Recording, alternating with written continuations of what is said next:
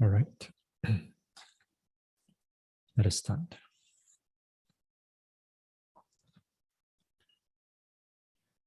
Kayena vacha chittena pamadena maya katang achayam kamame bante buri panya tatakata kayena vacha chittena pamadena maya katang achayam kamame dhamma sanditika akalika kayena vacha chittena pamadena maya katang achayam kamame sangha supatipana anuttara sa. Namo tassa bhagavato arahato samma sambuddhassa.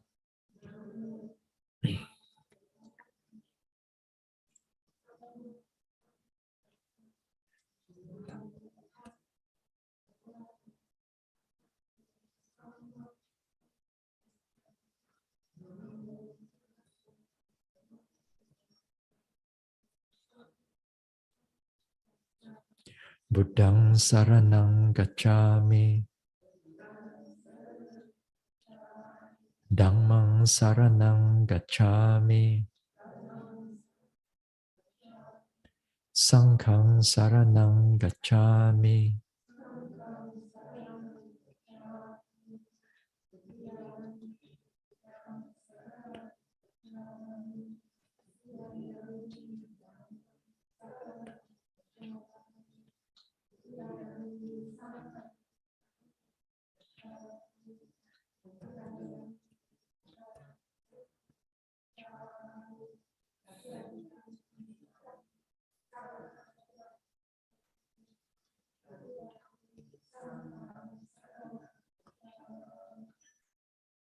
Tisaranagamanang paripunang panatipata veramani sikkhapadang samadhiyami.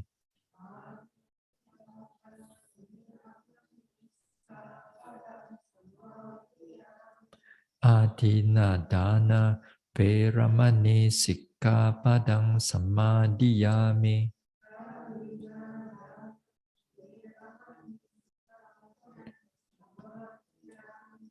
Abrahmacharya veramani sikkhapadang samadhiyami.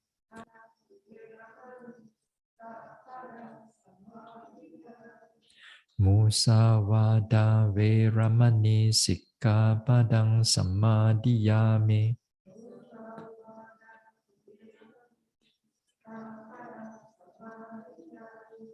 Surameraya majjapamadatthana veramani sikkhapadang samadhiyami.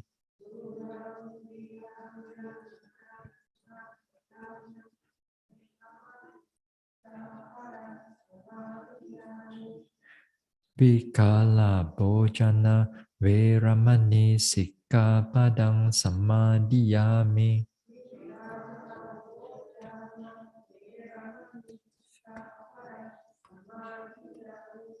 Nacha Gita Vadita Visukadasana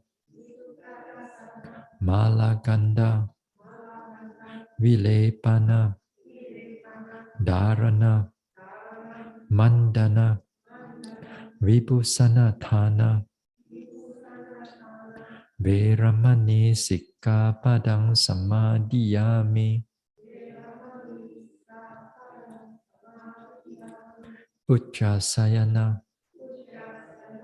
Mahasayana Veramani sikkhapadang samadhiyami.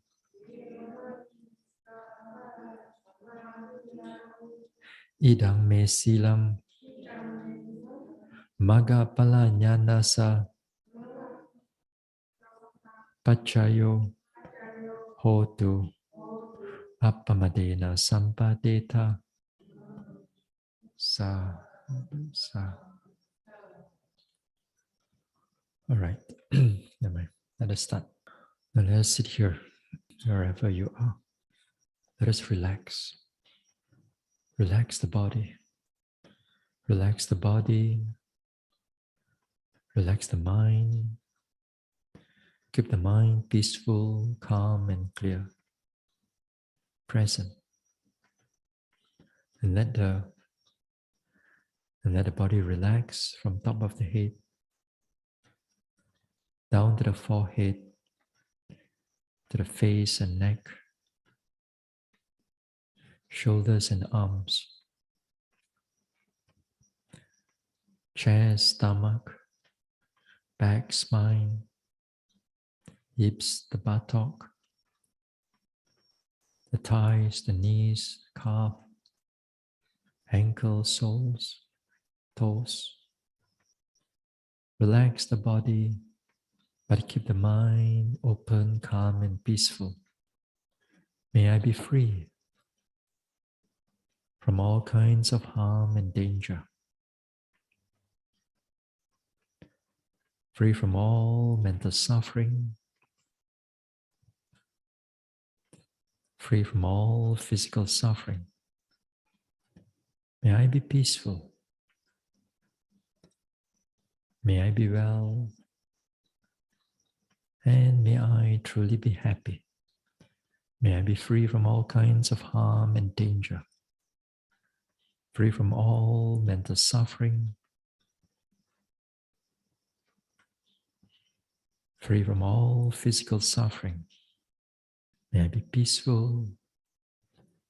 May I be well and healthy. And may I truly be happy.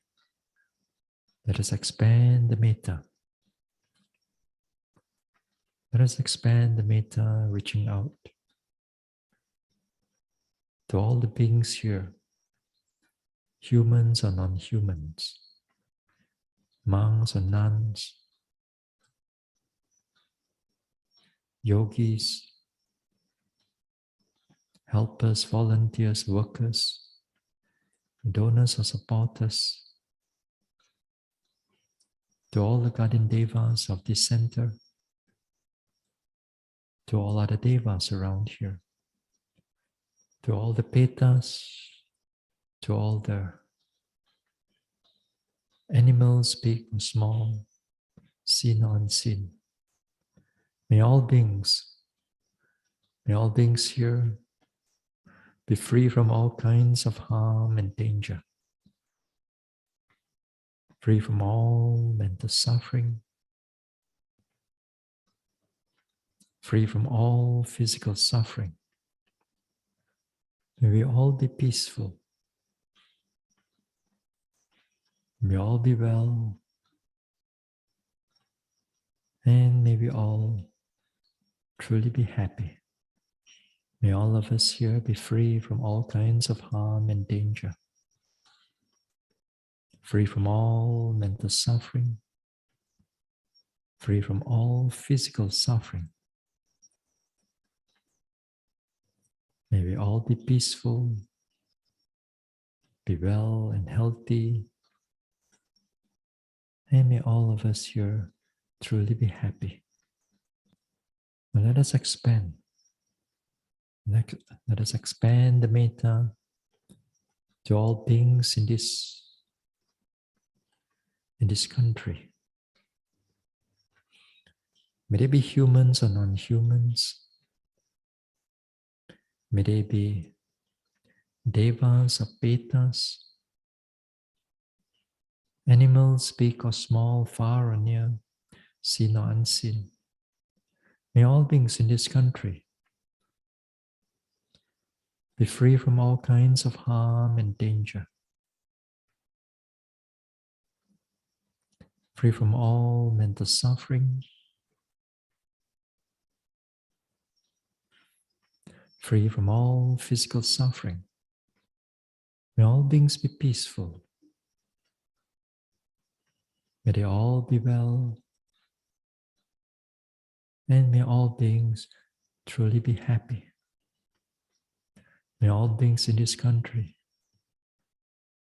be free from all kinds of harm and danger. Free from all mental suffering. Free from all physical suffering. May all beings be peaceful. May they all be well. And may all beings truly be happy. Now let us expand. Let us expand the metta, suffuse the metta to all the beings in this world. May they be humans or non-humans. May they be our loved ones near or far away. May they be those whom we do not know wherever they are. And to those whom we dislike or those who dislike us.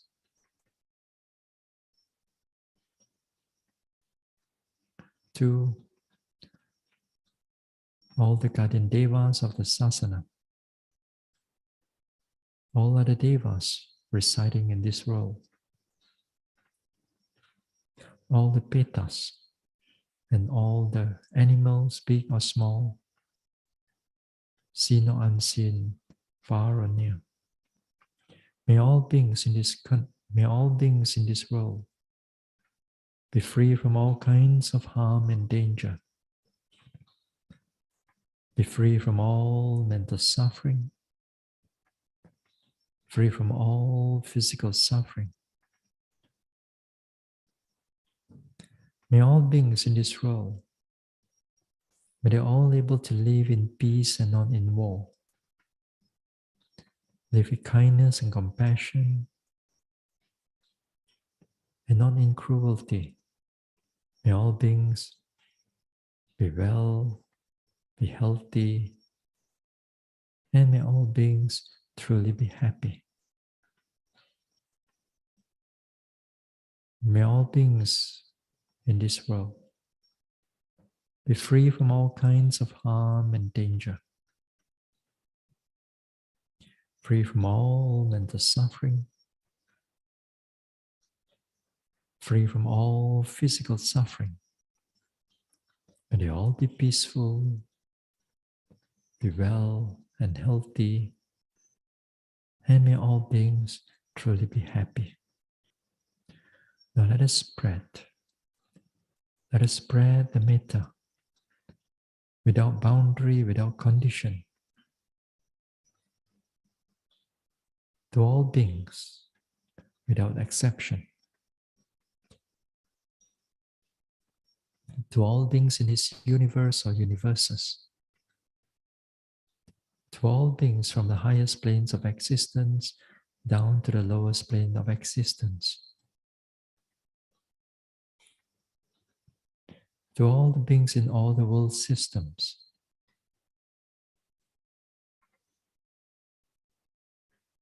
May all beings be free from all kinds of harm and danger,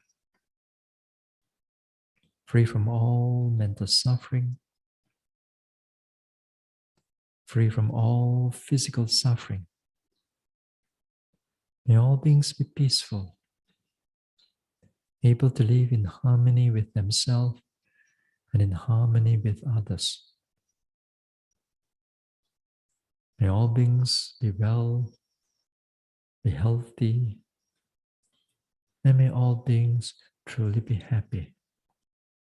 May all beings be free from all kinds of harm and danger, free from all mental suffering, free from all physical suffering.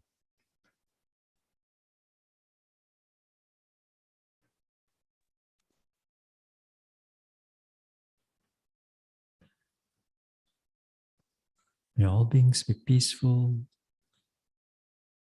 May they all be well. And may all beings truly be happy. May all beings be peaceful. May they all be well.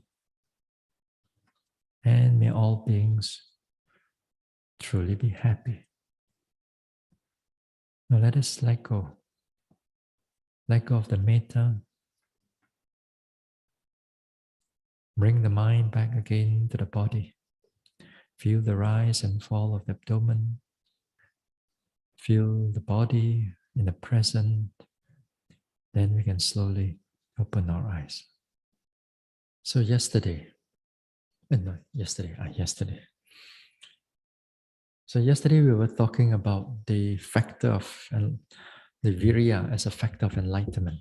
And I said that this Viriya, when it comes into the practice, then here there are three different levels of Viriya. One is the initial Viriya, initial element, Arambadhatu, the initial element. Then the second one is the, what do I translate now? Exertion, step up, step up. Then the third one, there's a persistent or the exertion, I think. So sometimes this one, translator translate a little bit differently. What I meant over here, as I said, that the first type of Viriya, or the element, the initial element is that you have to strive and you have to push in the beginning part of the practice. There's not much of mindfulness, there's not much of concentration, there's not much of precision of noticing and so on. Then you push the mind. Walk, sit, walk, sit, walk, sit, walk, sit, walk, sit, precisely, carefully, until you build up a substantial amount of clarity. With that building up, during this time, your hindrances be getting less. It's get less, or it's not so strong. It's not so strong, it's easier, it's able to manage. Then when we need to, later part, as we go into the number of days, we need to also overcome or face to them directly, so that you can able to overcome all these type of hindrances. That one, it's the second type of effort, the step up effort. Sometimes it's not just these hindrances, but the anger, frustration, fear, all that comes in, whether from our senses or from the mind, then we deal with them. So when we deal with them, we take a lot of effort also in order to overcome them. So overcoming them is not by suppressing. Overcoming them is about arousing that mindfulness, arousing the wholesome mental states, or arousing the skillful ways in order for us to overcome the hindrance for that particular period of time. Sloth and torpor, or drowsiness, dullness and drowsiness. This one, especially what we need is the effort. Particularly all these things, we need the effort. So when we're able to do that, then the next one is the element of exertion or persistence. That means that you keep the momentum going. You keep the noting mind going, day after day after day after day after day. As long as your retreat is here, you keep it momentum going. To keep this momentum going, then again here, you must have the skills so that the mind does not overexert itself, and also the mind doesn't underexert, become too relaxed. You have to let that development carry on. All you need to, you need to just know how much to do and how much not to do. So these are the type of effort that we are going through. Now, yesterday also, as I said, we touched upon that sloth and torpor. The sloth and torpor here, they can be very difficult. So yesterday I used the word, the Pali word is tina mida. So as I said again, sometimes the tina becomes clearer, sometimes mida becomes clearer.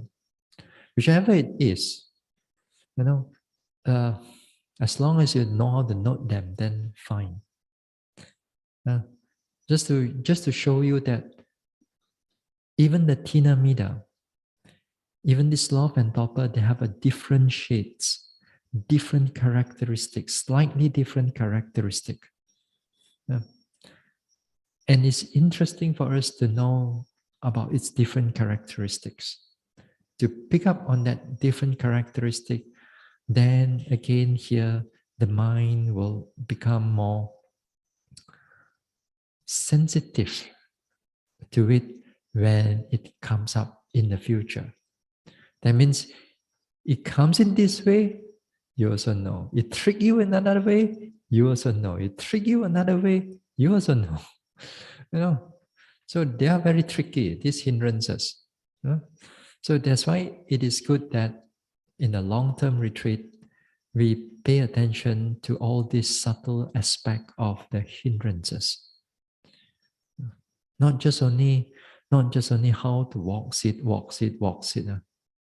but the subtle aspect of the hindrances is good for us to pick up their characteristic. Because once you're able to pick up their characteristic, you know how to deal with them. Because if you do not know that they are around the corner, that means they are going to slowly overwhelm your clarity of your mind. Then the whole noting mind become discontinuous, become break here, break there, then not much of progress. So we take note of its small little characteristic. So as I said, to take note of its characteristic, we need at least like more or less like 50% of your clarity of your mind to be there. At least there's a 50% chance that you can able to overcome them. So if you're able to do that, then this time the labeling also become very important to the yogi. In the sense that the labeling aspect itself, it's also part of arousing the effort. Because it's part of what we call the vitaka. It arouses that effort. You keep on hitting onto it, then it's good. Then when we able to take note of these things, when we begin to take note of the sloth and torpor that arises, then also I mentioned that one must also learn to accept them as they arise. Because these things, they will come frequently. Every day, in fact. Sometimes more, sometimes less. Some yogis are impatient of progress. We know. When they're impatient of progress, sometimes they get frustrated when these type of hindrances coming in. They thought that these hindrances is just going to hinder their practice. After all, the hindrances, ma. Oh. But in the Satipatthana, uh, in the fourth type of Satipatthana, we change, we change the hindrances into a meditation object, into a mental object. And understanding this sloth and torpor is to understand what are the conditions that give rise to the sloth and torpor, and also what are the conditions that it will disappear, what are the conditions that is going to be there, and what are the conditions in the future that it will not arise. That means the skill must be there. That means you must be able to understand your own practice thoroughly, so that when you deal with this sloth and torpor, in the future, because of the skills that you have, then this sloth and torpor comes in a shorter duration. Yeah? It comes in a shorter duration, shorter time. Previously, you may have to deal with it like 45 minutes, half an hour. This time, it gets less, 20, 15, 5, 1 minute, 2 minutes, few seconds. Just by acknowledging it, it's already gone. Yeah? And it is interesting, because here it gets shorter and shorter, but you still come once in a while, it gets longer, it gets shorter, and so on. So it's good that for us to able to deal with them. So we must able to accept them. And we must able to accept them, just shift the mind, change the mind into noting them. Try not to suppress them. Try not to suppress them with all kinds of wrong ways. Like, for example, with our pride. Now we try to keep the body still, suppress it, don't want to make the body moving, and so on. Because that maybe other people may see us, and so on. So these type of things that we have to be careful. So once we learn to accept them as they are, then the next thing is that we learn to overcome them. We learn to overcome them. And then again, overcoming them, it means that sometimes you're going to win, sometimes you're going to have a hard time. Or sometimes you're going to win, then immediately you're going to lose again. Then you win again, then you lose again, maybe within a sitting. Maybe, for example, you sit there, then you try this, try that, everything become clear. 15 minutes later, it come again. Then you try, everything become clear. Then it come again. You see how much your tolerance you can take.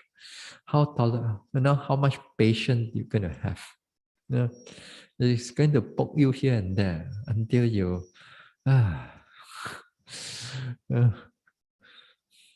so these things during a yogi's meditation, it can happen. Sometimes you just note them a few times, you already overcome it, then well and good. So here again, the principle here is arousing that, re-arousing that effort again. Together with the effort, you must arouse that mindfulness. Because the mindfulness, it's important. If you don't have the mindfulness, sometimes when you re-arouse the effort again, you're going to overshoot.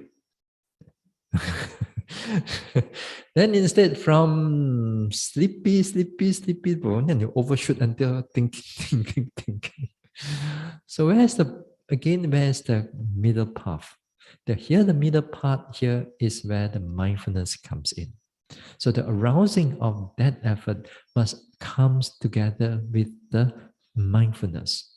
So the mindfulness here, it helps to balance the mind so that the mind doesn't go overshoot into too much effort.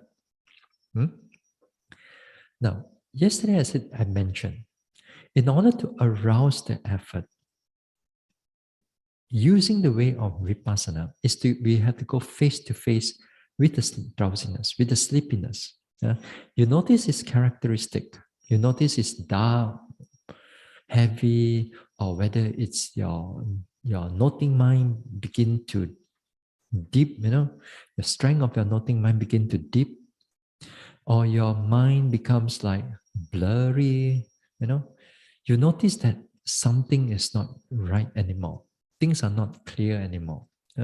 So you begin to pick up its characteristic. So you drop your whatever object that you are doing, then this time becomes clear.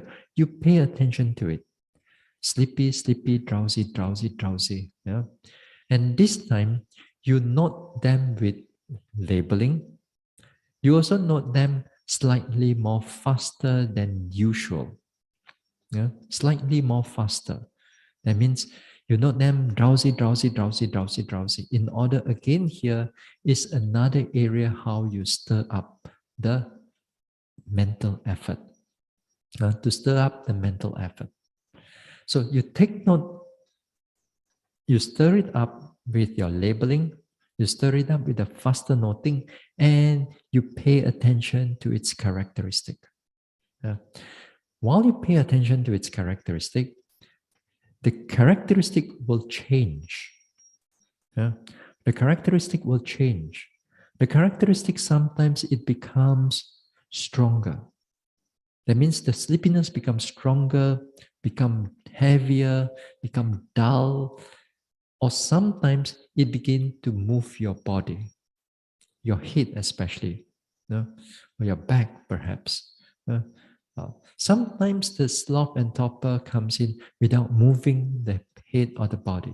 It's just internally you are drowsy on it, but your body meditation still sitting quite straight.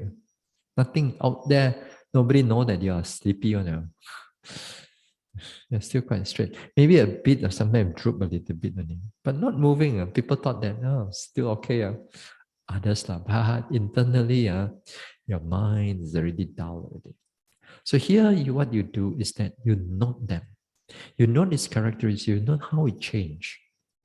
So by noting it, to see how it changed, to what is going on, then that time you also noticing the characteristic, the changing of the characteristic. That means you begin to, in a way, you're investigating what is going on with that drowsiness. So that investigating, together with that mindfulness, then the mind slowly begin to overcome the sloth and torpor, because mindfulness is coming up from the background. So by mindfulness coming up from the background, it begin to overcome that sloth and torpor. Now, if your mindfulness and your noting mind is sharp and strong, then that sloth and torpor goes quite fast. If that if that noting is not that strong, then it's going to take you a longer period of time. Yeah? It's all a matter of how strong your wholesome mental states right now. So here you are re-arousing, using the effort, re-arousing that mindfulness, re-arousing that investigation, then the whole mind becomes clear. So it's good that if you can able to do that. As much as I talk over here, sometimes it may take you a talk or two, but all you need to do is do it few seconds only, then things over already. Yeah, that's it. Well, sometimes a few seconds, things over already. But the thing is that you must know how to do it. If you do not know how to do it, then a bit difficult. I don't mind spend 1 hour for you just to do few seconds. I don't mind to talk for 1 hour to make sure that it goes into your head. Because after all, every retreat, you're going to do it anyway. You're going to have sleepiness anyway. So when we deal with that, so we pay attention to it until it kind of like starts to fade off. Mm. Now, this way, I don't recommend for yogis to come for the first day or second day or third day.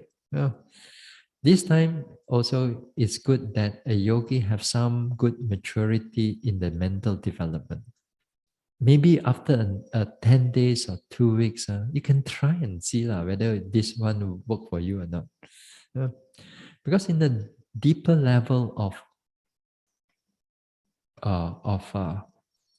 vipassana, normally yogis use this way because all you need to do is just pay attention to it. The mindfulness will do all the thing for you. Uh, so this one, it's looks easy, but it's not easy because most of the time, the sloth and torpor is so much more stronger than the mindfulness. So you have to let it go through that part. Anyway, next. Now, if you cannot do this way, then we arouse that mindfulness and the investigation through another way. And here we use the sitting and touching. Okay, we use the sitting and touching. Now, using the sitting and touching, here the using and sitting and touching is that here again you must aware of your sleepiness first. You know that the sleepiness is there, but this time you don't go directly noting it, but you bring the attention to the touching, let's say at the hands here. Here again, you use the same principle. Label it, note it a bit more faster. Touching, touching, touching, touching, touching. And pick up a characteristic. Just one or two characteristics within that fast noting, and able just to note a characteristic or two. Picking up the characteristic is important because just picking up that characteristic right now, you are already arousing that mindfulness. If sometimes yogis, they tend to do touching, touching, touching, touching, touching, sitting, sitting, touching, sitting, sitting. The mind is faster. The mind is faster, but they are not picking up the characteristic.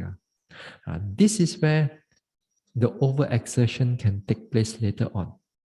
Now you're going to note like touching, touching, touching, sitting, sitting, sitting, sitting, touching, sitting, touching, touching, but you don't pick up any characteristic. And when you do it more longer, then the effort was going to go overshoot because it doesn't come with mindfulness. So you go overshoot.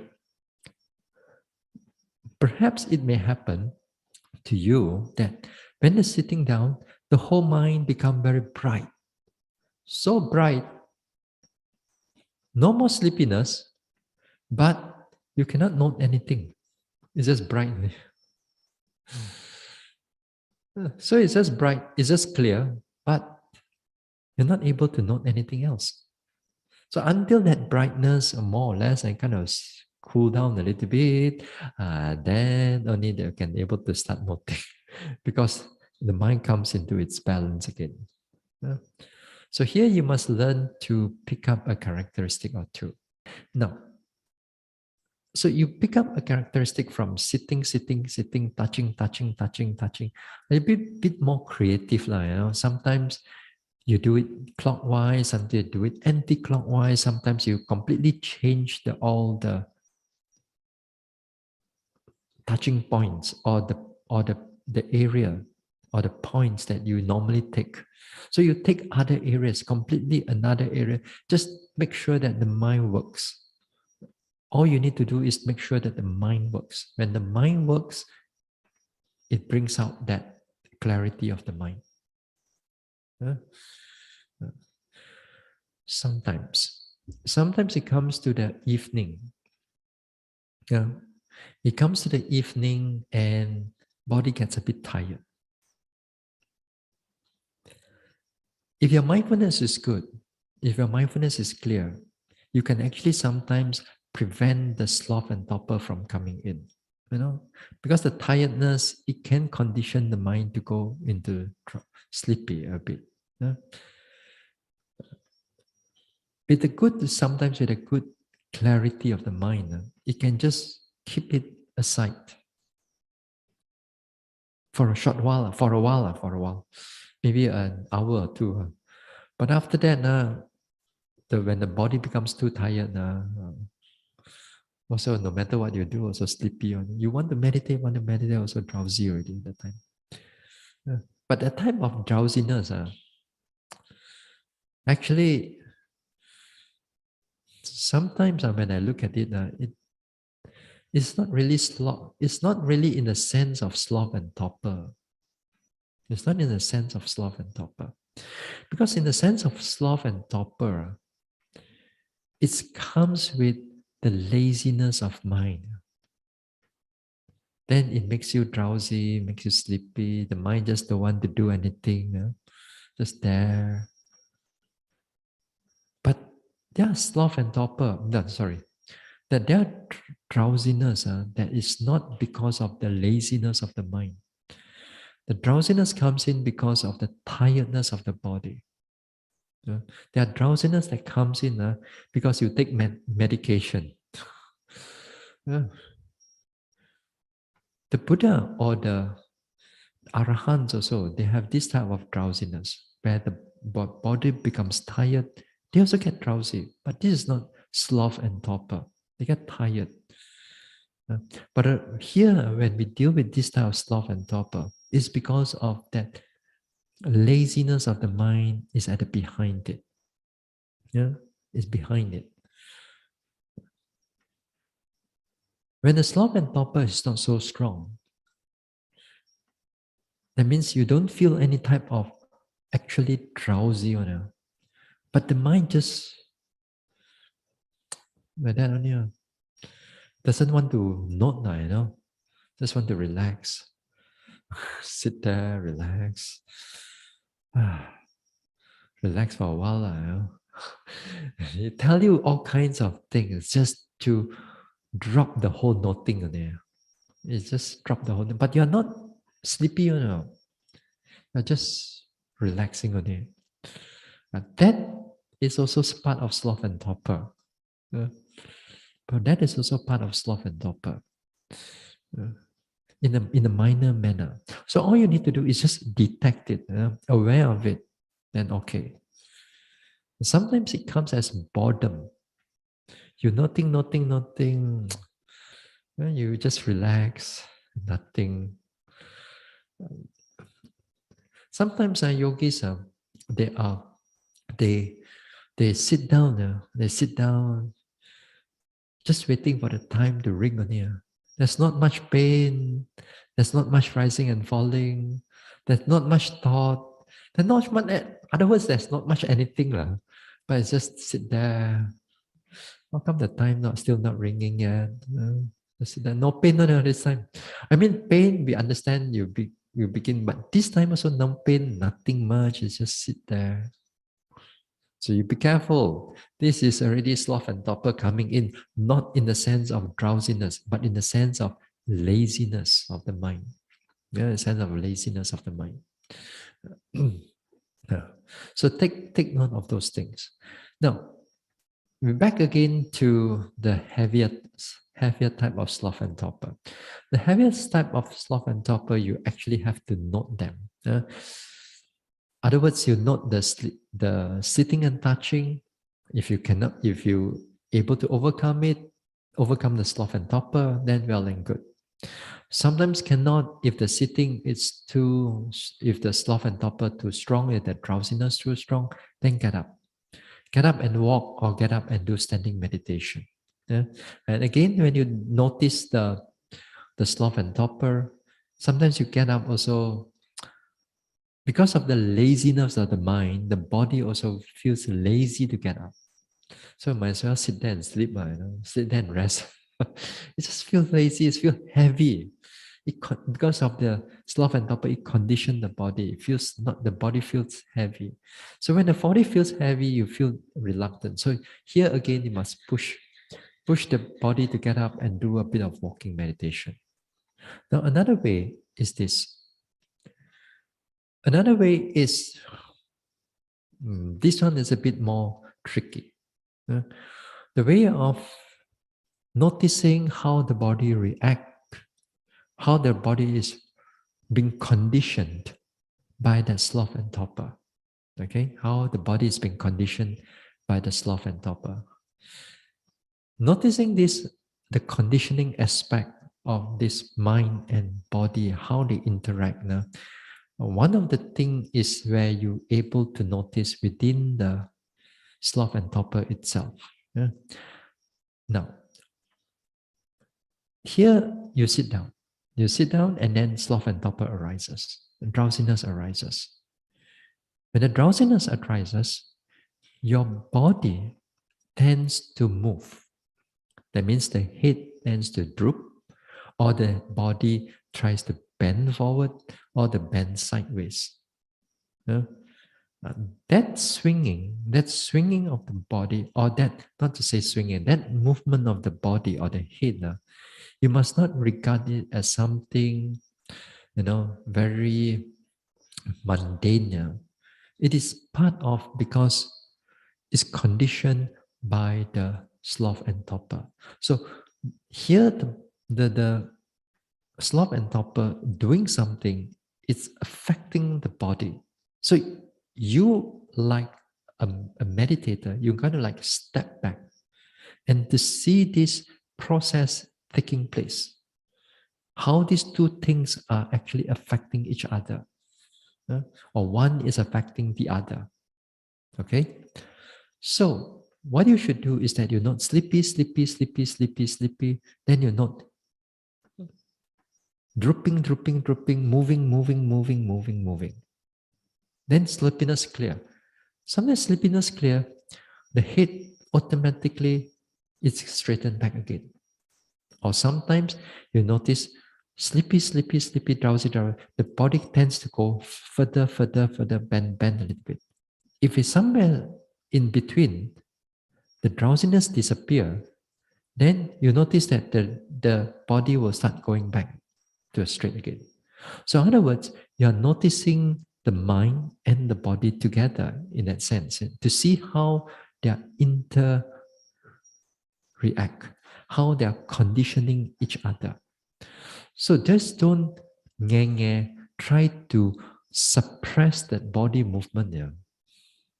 Because if you suppress that body movement, if you don't want the body to do all these type of things, then you got to be careful. Yeah? You got to be careful, because at a lot of times it could be your pride is coming in, or you think that this is not the right thing, or you're not able to accept that the body is moving a little bit here and there. So you need to pay attention to it. Sloth and torpor really brings down the whole effort. When it brings down the effort, the whole body sometimes can really drop, drop, drop, drop, drop, drop, drop, drop, drop until the head touch the floor. Yeah, you can drop until the head touch the floor. Even you do yoga also, you cannot do that. Some of you. But when it's sleepy, somehow the body head also can touch the floor. Because the body become very soft. Become very soft. Then you can get up again. Then keep on noting it, noting until everything clear. This one is a bit tricky, as I said.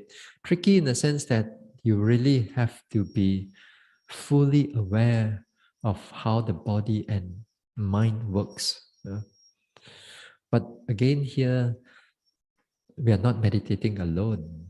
We are meditating with a lot of people. And sometimes others don't understand what is going on within you. Sometimes some people kind enough try to pull you up to make you straight. Yeah, there are people like that. They are trying to pull you up. But actually, you're still noting. And this is how sometimes you have to completely surrender and pay attention to how the body and mind react. And this is how we see dependent origination, how one thing gives rise to another thing. And sometimes also, when you notice drowsiness also, drowsy, It doesn't mean that it just comes with drowsiness. But sometimes it comes with all kinds of imagination, all kinds of like daydreaming type of thoughts. The thoughts are still like flickering a little bit here and there, but it's not a strong thought, but it's a very light flickering here and there. Like you're just daydreaming, daydreaming, floating through. You know that you are drowsy, but you know that the thoughts are going through. So it's good because you know drowsiness, you see the drowsiness and the thoughts coming together at this time. So pay attention. So many areas already to notice the drowsiness. Uh, don't go and look for it. I mean, don't go and wait for it tomorrow to come. It will come. When it comes, you go and pay attention to it. When it comes, you pay attention to it. All you need to do, as I said, here, these are skills only. All you need to do is just try a few times, develop that skills. Once you know that skills, it will be with you kind of like for a long period of time. And with that, we use with that, slowly, we develop other forms of skills. Uh, so you pay attention to it. Now, in the walking meditation, sometimes also there will be drowsiness. Uh, Drowsiness here during the walking meditation is not as frequently as the sitting meditation, but nevertheless, they come. So when they come, you have to. The walking meditation is easier because you can change your speed. Yeah? All you need to do is change your speed and also change object from the primary object to the secondary object.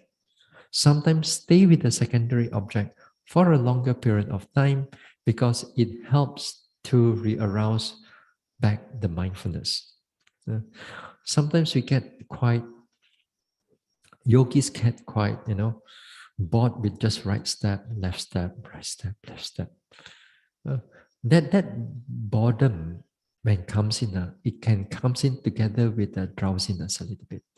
The mind just lazy to note something, and if you just let it go like that, and you don't not careful with it, then later part it goes into drowse, more heavier state of mind, or it goes into a lot of thinking. So when it happens in this way, try change to a secondary object. Take note of the secondary object and stay with the secondary object. It could be the movement of your thighs, movement of your hips, movement of your shoulders, or you can take the whole body itself. You can take the whole body and then just walk. Just walk. Just walk the normal speed, the particular speed that you are going through, but take a different object. Here again, taking a different object is just to make the body, just to make the mind exercise, to exercise the mind. To exercise the mind. So this is a few things that what a yogi can do. Now, other skillful ways, like also the Buddha says to overcome it at least not from a way of vipassana, not from the way of samatha, but this one is just using your physical effort a little bit. Like for example, the Buddha also mentioned about washing the face mindfully. So drowsy, just wash the face. Sometimes it feels refreshed again. Then this drowsiness clear. Then good. Then also the Buddha also mentioned that do walking, but walking in a bright area, sitting also in a brighter area. The brighter area is helpful for the yogis if you are having a lot of drowsiness. Sometimes yogis tend to love very dim lit area because very soothing to the eyes. Sometimes their own home, they turn off many lights, just a few small little light. Every time they sit, why is so sleepy? Why my meditation is not picking up at home? Yeah, because sometimes it could be because of the lighting, one of the reason. Yeah? So it's good that we meditate in a more brighter area. Uh, for me, for many years, during during in the retreat, when the sun shines only, then only my mind bright. If the sun hasn't come up from the horizon yet, still 50% drowsy, 50% trying to note the drowsiness until the sun come up already, bright already the sun. Then good. Then when the sun go down again, yeah, then coming again. But then usually end of the day, it doesn't have that much of a problem because throughout the day you already build it up already. You already build it up, build it up, build it up, build it up. Then towards the evening, the mindfulness and the power of the mind is strong at that time. So you can just prevent that drowsiness from coming in. But the morning part, you still cannot do anything about it.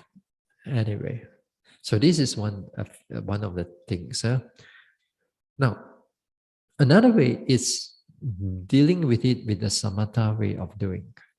Samatha here, samatha way of doing here doesn't mean that you have to go to jhana. But of course, if you have all the right jhana, then you don't have to worry about hindrances that much. Because you already gautim that during in your samatha meditation before you come into jhana. Before you come into actual jhana, you have to deal with all the slough and torpor already and all the hindrances. So when if you have those jhana, then well and good, fine. Because those jhana itself, they are the mental factors. Those mental factors are so powerful that it prevent all the hindrances from coming in. So you don't have to worry about dealing with sloth and torpor. But here, since most of us may not have samatha background, maybe we can try a few things. One of the things that the Buddha recommend is the perception of light. The perception of light. Just now, as I said, perception of light is through the physical form, in the sense that you sit in the more brighter areas, you walk in the more brighter areas, then it helps to overcome the sleepiness, drowsiness. But here also, you recreate lights in the mind. Most of the time when we do vipassana meditation, when we say that when the lights come in to your meditation, you note brightness, brightness, or light, light, light, light, color, color, color. Sometimes it comes as color. Now, when it happens in that way, we take note of those things, and then after that, we leave it back again to the more bodily objects. Fine. But you will notice that when this type of colors and brightness comes in to your meditation, there's no drowsiness. There's no drowsiness during that time. So what you need to do is just remember, recall some bright situation, bright places that you have gone before, or you just imagine something that is bright. To me, it's like we're back in Penang. There's a lot of beaches over there, and we go to the beach in like 3 or 4 p.m. in the afternoon, right at the sun is the most powerful. No clouds, nothing. Then that whole area is so bright. For me, it's just to remember that all my drowsiness gone. Or sometimes you just imagine that you're looking at the sun. Imagine you're looking at the sun, or looking at the lights, or something like something bright. Then all you need to do is just remember that, recall it. Enough for the drowsiness to disappear. Then drop the imagination, drop the colors and so on, drop it away, back again to the rising and falling, the sitting and touching. And it's helpful. It's helpful. Don't do it too long, as long as you don't make sure you don't attach to the imagination. Not biggie, it's from sleepiness to imagine and then imagine. Then you go on the path of imagination. Then that is not a problem. So all you need to do is that you use this type of brightness in order just to navigate the mind through the slough and torpor. Then the mind clears again. Everything is good. Sometimes some yogis tend to do what? But Bante, you see, when I think a lot also, I also don't feel sleepy. So can I think or not during the time? I think of something like that. Cannot, you cannot do that. Because the thinking, you're going to go into restless mind. So from sloth and torpor, you're going to run into the restless mind. So that also is not right, So you cannot use an unwholesome state of mind just to cover another unwholesome state of mind. Then not going to work. So again, here is always must use a skillful ways of doing things.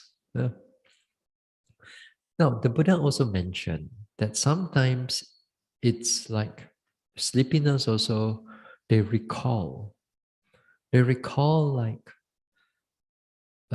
texts that you have read before, the suttas or the chanting that you have done before. If certain chanting, for example, you know how to do the chanting, and if you know the meaning, the Buddha also recommended that we do a mental chanting or a verbal chanting. But of course, a verbal chanting here may not be very suitable because you're going to disturb other yogis. But if let's say you're meditating alone that time and you're going through some degree of this one, then sometimes this verbal chanting can be very helpful. Or mental chanting also can be very helpful.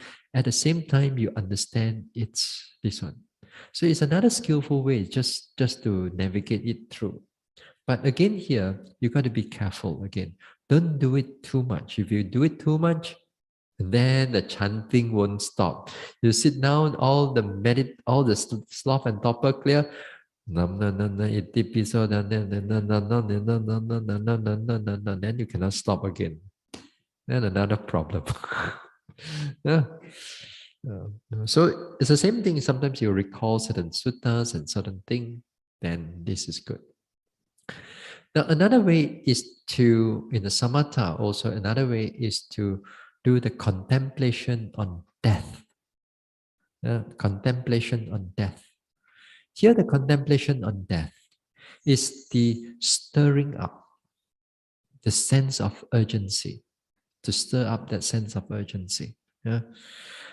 Like for example, when you sit down, then there's drowsy, and then you divert the mind out and think of, I'm not sure when I'm going to die.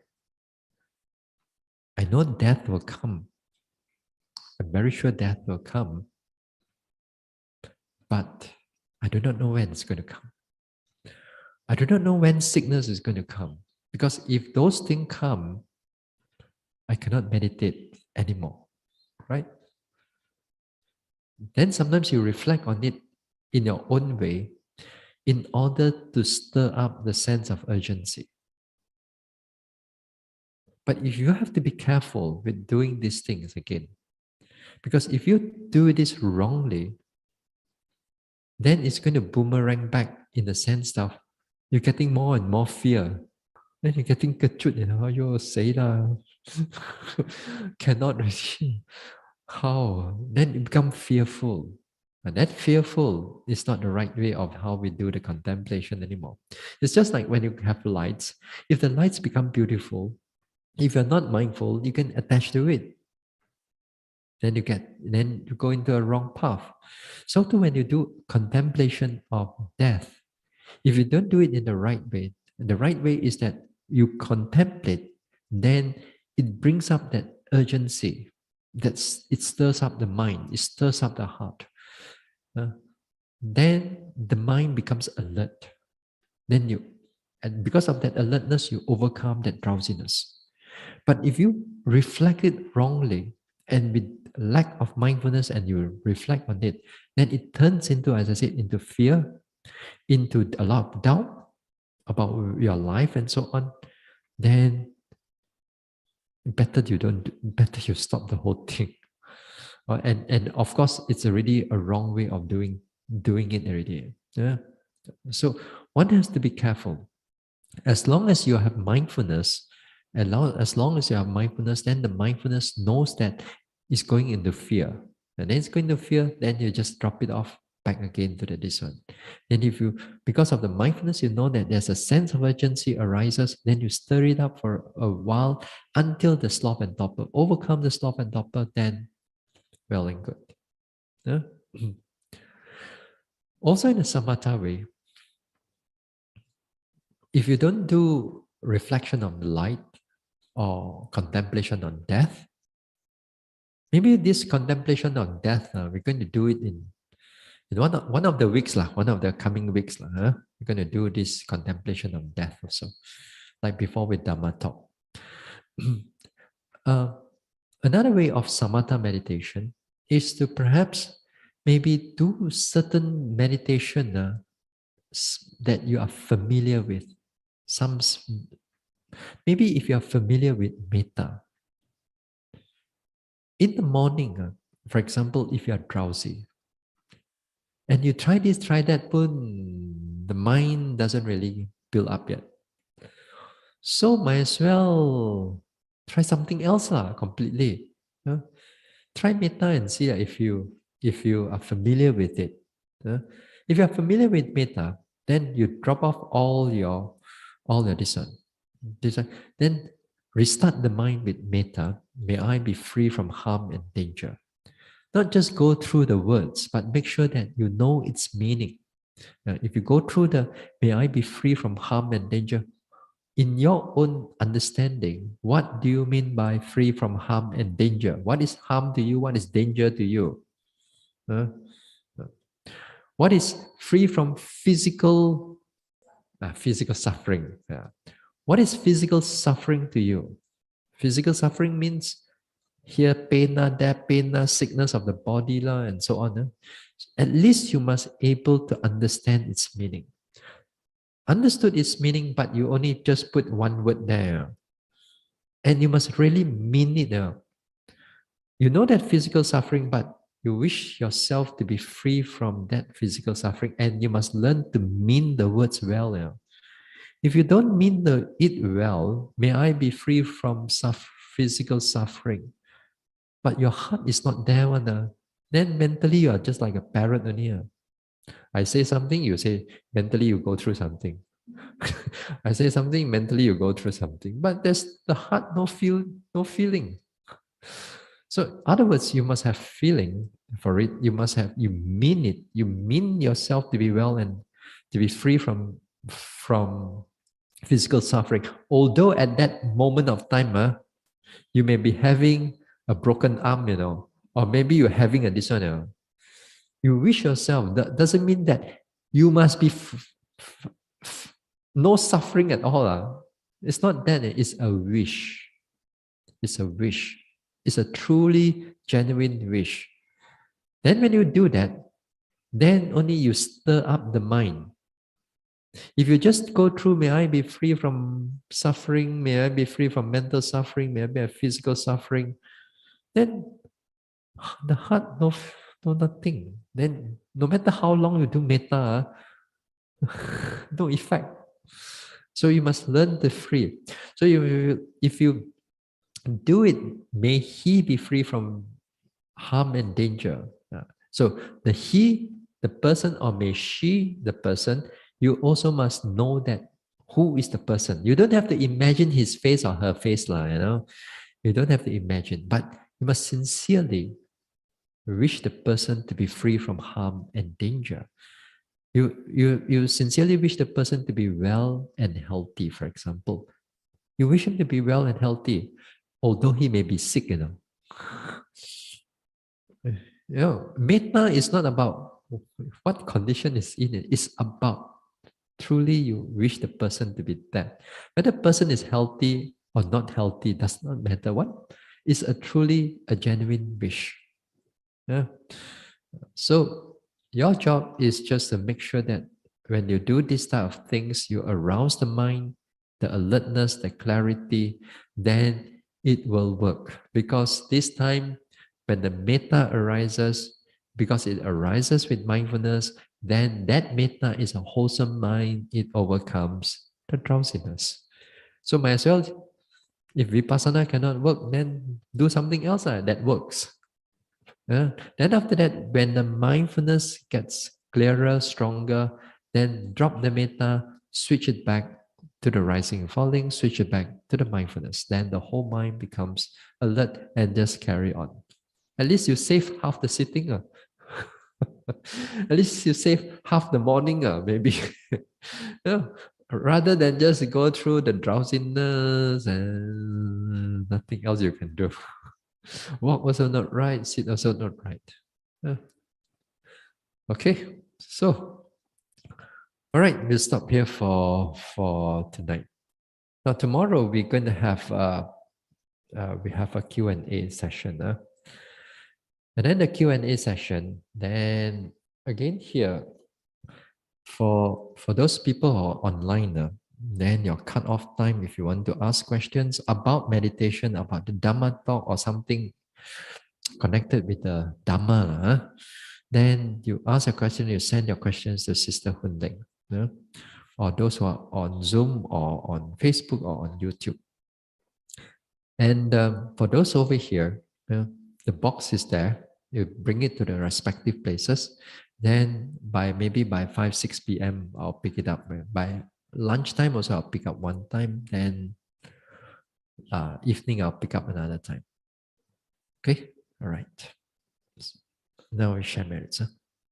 Idang me bawanang nibbanasa pachayo hotu. May my mental cultivation be a condition for the realization of Nibbana. Imang no punya bagang sabba satanang dema. We share these merits with our departed ones, with all beings and all the devas.